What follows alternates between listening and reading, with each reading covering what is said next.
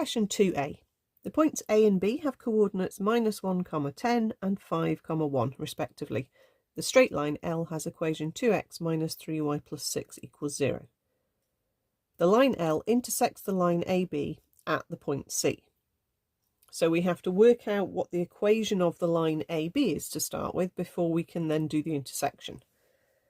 And because we know two coordinates, our starting point would be to work out the gradient of AB. So you need your formula for your gradient. Doesn't really matter which is 0.2 and 0.1. I'll use B as 0.2.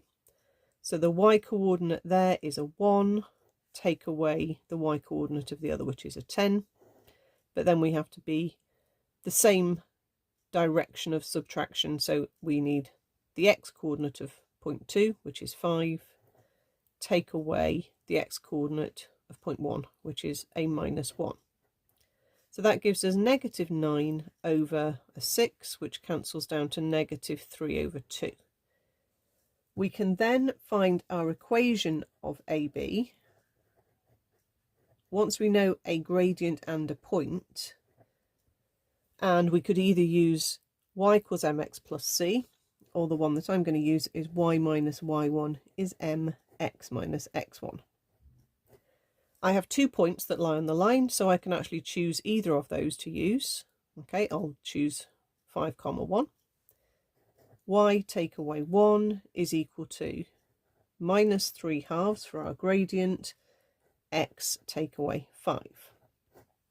Okay, I'll times up by the 2, and I'll times out with the -3,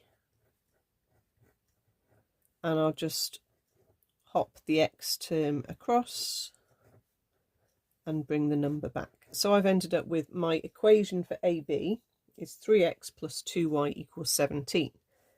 But I've still got a little bit more to do, because remember, it's the intersection. So now I need to think about the intersection of this line that I've just found, along with this line that it's mentioned. And I'm just going to hop the 6 across and make it -6 on that side. So it's basically simultaneous equations now.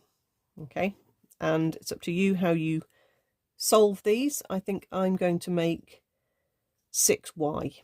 Okay, so I'm going to times that equation by 3 and this equation by 2. That will make a 6y in both of them, and then I can say when the signs are different, I'm going to add. So if I times equation 1 by 3, I'll get 9x plus 6y equals 51.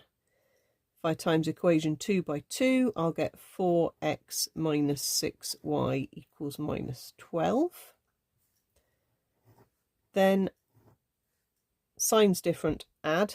So equation 3 add equation 4 gives me a 13x. The y's disappear. 51 add -12 is basically 51 take away 12, which then lands on 39. That's nice, because that's going to give me a nice answer for x, and then I can sub back in. Let's go back right to the start to equation 1.